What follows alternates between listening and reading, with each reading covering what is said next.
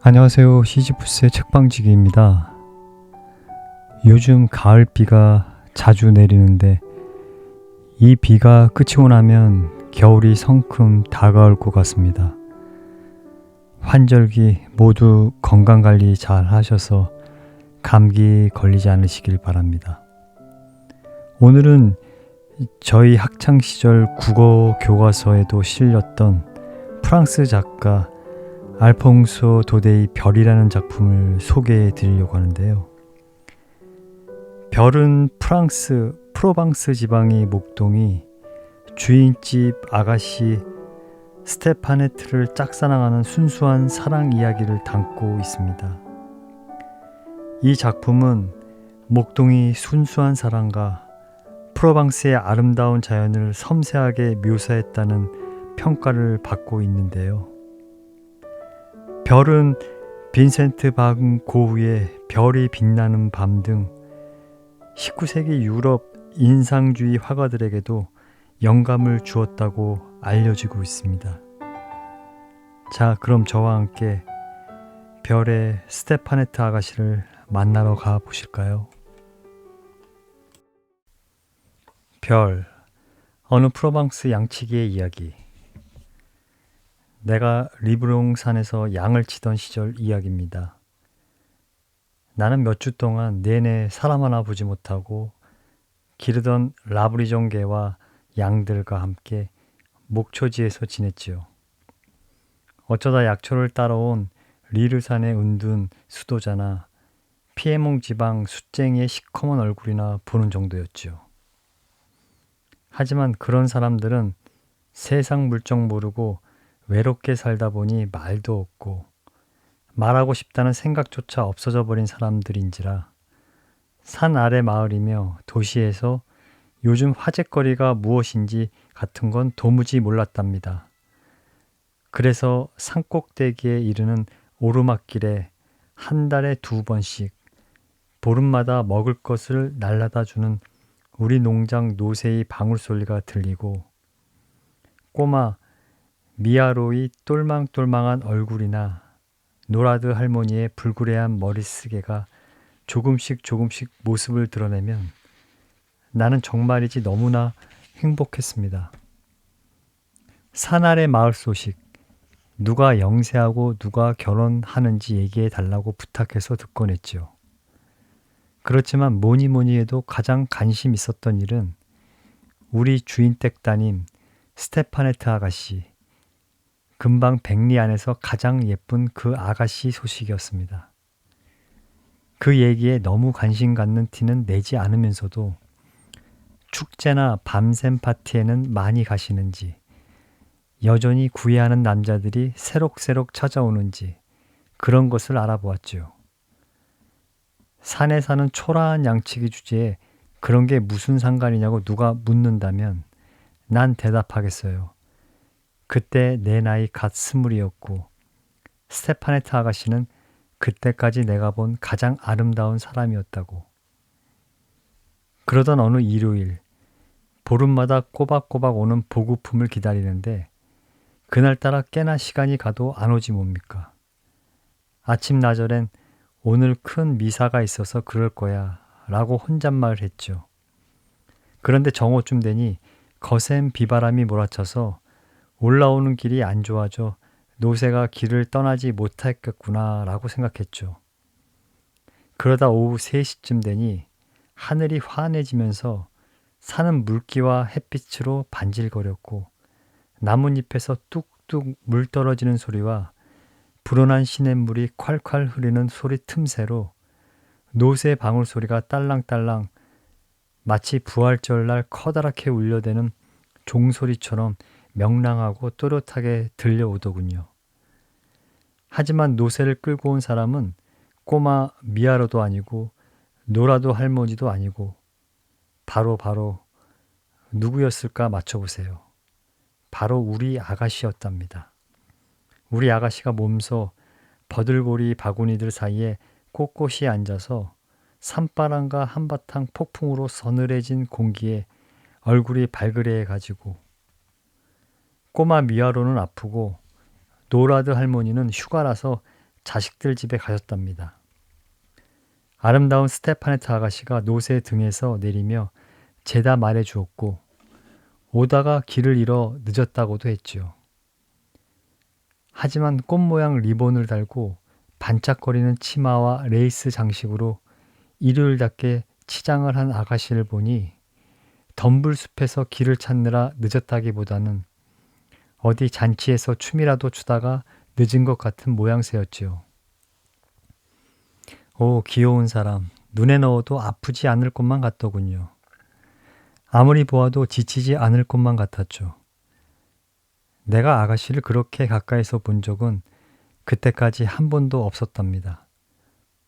어쩌다 양떼들이 평지로 내려가 있는 겨울철, 내가 저녁을 먹으러 농장 안집에 들어갈 때면 아가씨는 생기발랄하게 식당을 지나가긴 했어도 하인들에게 말을 건네는 법이라고는 없었고 언제나 예쁘게 꾸미고 조금은 의시되는 모습이었거든요.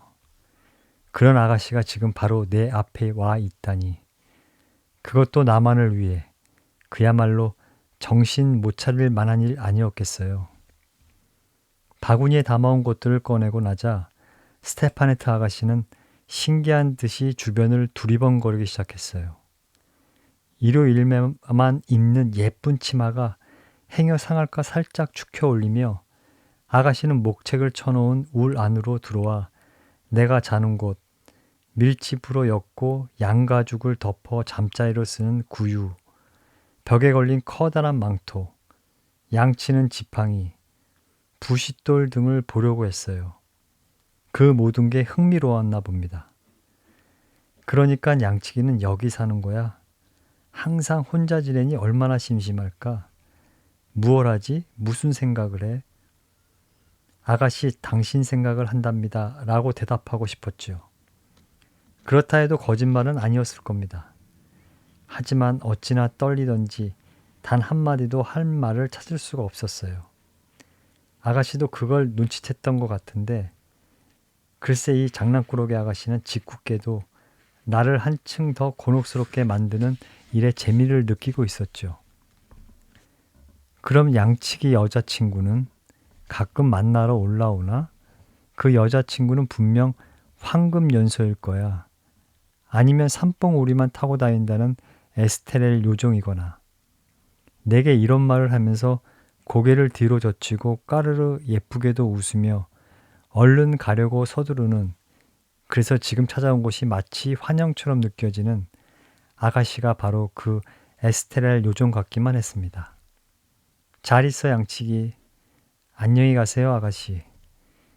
그러고는 빈 바구니를 싣고 아가씨는 떠났습니다. 비탈진 오솔길로 아가씨가 사라지자 노새의 발굽이 땅을 차면서 이리저리 구르는 자갈돌 하나하나가 내 가슴에 툭툭 떨어지는 것만 같았지요. 그 소리가 귀에 오래오래 들려왔습니다. 날이 저물 때까지 나는 잠에 취한 사람처럼 행여 내 꿈이 사라져버릴까봐 움직일 엄두도 못 내고 마치 잠에 취한 사람처럼 그렇게 서 있었지요. 저녁이 다 되어 골짜기 저 아래쪽까지 검푸른 빛깔로 변하기 시작하고 양들이 우리에 들어가려고 매매 울어대며 서로 몸을 부딪히면서 모여들 무렵 내리막길에서 누가 나를 부르는 소리가 들리더니 우리 아가씨가 나타나는 게 아니겠어요? 아까처럼 생글생글 웃는 모습이 아니라 춥고 두려워서 흠뻑 젖은 몸을 덜덜 떨고 있었지요. 소르구 강물이 저 아래 산길석에서 쏟아진 비로 콸콸 넘치고 있는 모양이었습니다. 그래서 어떻게든 강을 건너려다 물에 빠질 뻔했던 거지요. 문제는 한밤중이 이 시간은 이미 농장이 본체로 돌아갈 생각을 할 수 없는 시간이라는 것이었습니다. 왜냐하면 빨리 가는 지름길을 우리 아가씨 혼자서는 절대 알 턱이 없을 테고 나는 양떼를 떠날 수가 없었으니까요. 산에서 밤을 보내야 한다는 생각에 아가씨는 많이 당황스러워했지요. 특히 집에 있는 가족들이 걱정할까봐 봐서 그랬지요. 난 최선을 다해 아가씨를 안심시켰어요. 7월은 밤이 짧답니다, 아가씨. 불편해도 잠시만 참으시면 돼요. 그러면서 얼른 아가씨의 발과 소르구 강물로 흠뻑 젖은 치마를 말릴 수 있게 큰 불을 피웠지요. 그런 다음 아가씨 앞에 양젓과 크림치즈를 갖다 놓았어요. 하지만 가엾은 아가씨는 불을 쬐 생각도 먹을 생각도 하지 않았고 그 두 눈에 그렁그렁 눈물이 차오르는 것을 보니 나도 울고 싶은 심정이었어요. 그러는 동안 깜깜한 밤이 되었죠. 산의 능선 위에 남은 것이라고는 먼지 같은 햇빛이 잔영, 그리고 해가 떨어진 방향으로 어슴풀에 마치한 줄기 김처럼 남은 장강뿐이었습니다. 난 우리 아가씨가 울 안에 들어가서 좀 쉬었으면 했어요. 새로 깐 밀집 위에 멋진 새 양가죽을 깔고는 아가씨에게 잘 주무시라고 말하고 밖으로 나와 문 앞에 앉았지요. 하느님이 지켜보셨겠지만 사랑의 불길이 활활 타올라 피가 끓었음에도 나쁜 생각이라고는 도무지 들지 않았습니다. 울란 한 구석 아가씨가 자는 모습을 신기하다는 듯 바라보는 양떼 바로 곁에서 우리 주인댁 따님이 다른 모든 양들보다 훨씬 더 소중하고 더 하얀 양 한 마리처럼 내가 지켜주는 가운데 쉬고 있다고 생각하니 정말이지 자랑스러울 따름이었죠. 그때까지 하늘이 그렇게 깊어 보이고 별들이 그렇게 빛나 보인 적은 없었다니까요. 갑자기 양 우리의 울타리가 샬품 열리더니 어여쁜 스테파네트 아가씨가 나타났어요. 아가씨는 잠들 수가 없었던 거죠. 양들이 몸을 뒤척이면서 건초가 부스럭댔거나 아니면 양들이 잠결에 매매 소리를 냈던 것일 테죠. 아가씨는 불 옆으로 오는 편이 낫다고 생각했던 겁니다. 그걸 본 나는 어깨에 두르고 있던 암사순 가죽을 아가씨에게 주고 불길을 더 돋구었고 우리는 아무 말 없이 그렇게 나란히 앉아 있었어요. 만약 여러분이 한 번이라도 한 데서 밤을 새워 보았다면 알 겁니다. 우리가 잠든 시간에 고독과 침묵 속에서 신비로운 세상이 깨어난다는 것을 말이죠.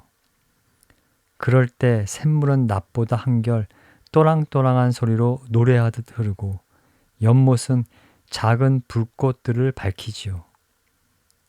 산의 모든 정령들이 자유로이 왔다 갔다 하고요. 허공 중에는 뭔가 삭삭 스치는 듯한 소리, 알아들을 수 없는 소리들이 마치 나뭇가지가 자라나고 풀들이 쑥쑥 커 오르는 소리처럼 들려온다니까요. 낮 시간은 존재들의 삶이지만 밤은 사물들의 삶입니다.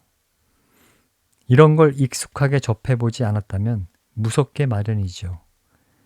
그러니 우리 아가씨도 오들오들 떨면서 작은 소리만 들려도 나한테 꼭 달라붙었지요. 한 번은 길고 우울한 어떤 울음소리 같은 것이 저 아래 번쩍이는 연못 속에서 우리가 있는 쪽까지 일렁이며 들려왔어요. 바로 그 순간 예쁜 별똥별 하나가 우리 머리 위에서 같은 방향으로 휙 스쳐가는 겁니다. 마치 우리가 방금 들은 그 울음소리가 빛과 함께 움직인 것처럼 말이죠. 저게 뭐지? 스테파네트 아가씨가 작은 소리로 내게 물었어요. 천국으로 들어가는 영혼이랍니다, 아가씨. 내가 대답하며 성호를 그었습니다.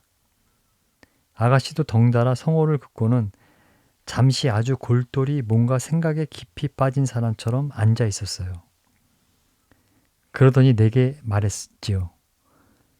그럼 너희들 양치기가 마법사라는 게 정말이야? 무슨 말씀을요, 아가씨? 하지만 여기서는 아무래도 별들과 훨씬 가까이 생활하다 보니 하늘에서 일어나는 일을 평지에 사는 사람들보다 잘 알게 마련이죠. 아가씨는 한 손으로 얼굴을 받친 채 천상의 작은 목동처럼 암사슴 가죽을 두르고 여전히 하늘을 올려다보고 있었습니다. 어쩜 별이 많기도 하지. 아, 아름다워라. 이렇게 많은 별들은 본 적이 없어. 양치기는 저 별들 이름을 알아? 알다마다요, 아가씨. 자, 보세요. 우리 머리 바로 위에 있는 저게 성 자크의 길, 은하수예요. 프랑스에서 곧장 스페인까지 가지요. 갈리시아의 성 자크가 사라센 사람들과 전쟁을 할 때 용감한 샤를마뉴 왕에게 길을 알려주느라 저걸 표시로 삼은 거랍니다. 좀 더 멀리 보시면 영혼들의 수레, 큰 곰 자리가 있어요. 수레의 굴대 4개가 반짝반짝 빛나고 있죠. 그 앞에 보이는 별 3개는 3마리 짐승이고요. 3번째 별과 마주보는 아주 작은 별은 짐수레꾼이죠. 그 별 주위로 별들이 잔뜩 비 오듯이 쏟아져 내리는 게 보이시나요? 저건 하느님이 하늘나라에 받고 싶지 않았던 영혼들이랍니다. 좀 아래쪽에는 괄키 혹은 새 왕들, 오리온 자리입니다. 우리 양치기들은 저 별자리를 시계처럼 이용하죠.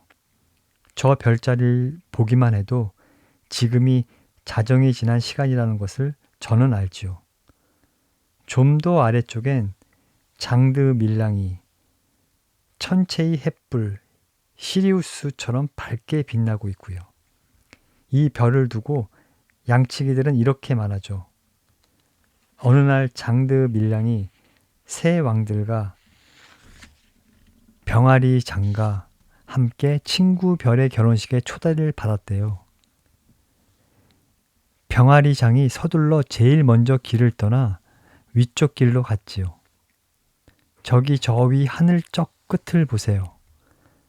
새 왕들은 아래쪽 지름길로 가서 병아리 장을 따라잡았어요. 이 게으른 장드 밀랑은 늦잠을 자느라 꼴찌로 뒤처져 화가 나서 먼저 간 별들을 멈추게 하려고 그들에게 지팡이를 던졌어요. 그래서 새 왕들이 장드 밀랑의 지팡이라고도 불리는 거랍니다. 그렇지만 모든 별 중에 가장 아름다운 별은요. 아가씨, 그건 우리의 별이죠. 양치기의 별이라고 하는데요. 새벽에 우리가 양떼를 몰고 나갈 때 빛나고 저녁에 다시 들어올 때도 빛나거든요. 우린 아직도 그 별을 마글론이라 불러요. 프로방스의 피에로 토성을 쫓아 달려가서 7년마다 한 번씩 그 별과 결혼하는 아름다운 별이죠. 뭐라고? 양치기야, 그런 별들도 결혼을 한단 말이야? 그럼요, 아가씨. 별들의 결혼이란 게 무엇인지 설명하려는데 뭔가 상큼하면서도 여릿한 것이 내 어깨에 살풋 기대는 느낌이 들었지요. 잠결에 무거워진 아가씨의 머리가 예쁜 리본과 레이스와 굽슬굽슬한 머리칼이 부딪혀 사각대는 소리를 내며 내게 기대어 온 것이었어요. 아가씨는 이렇게 희뿌옇게 밝아오는 새벽빛으로 하늘의 별빛이 바래어 마침내 안 보이게 될 때까지 꼼짝 않고 그대로 있었어요. 나는 아가씨가 자는 모습을 지켜보았지요. 내 존재의 깊은 곳에서는 조금 흔들리는 마음으로, 하지만 이제껏 오직 선한 생각만을 내게 전해주었던 이 밝은 밤이 성스러운 보호를 받으면서 말입니다. 우리 주위에는 별들이 커다란 양떼처럼 유순하게 소리 없는 운행을 계속하고 있었습니다. 그렇게 앉은 채로 이따금 난 그려보곤 했어요. 저 별들 중에 가장 여릿여릿하고 가장 반짝이는 별 하나가 가던 길을 잃고 내게 내려와서는 이 어깨에 기대어 잠든 것이라고요.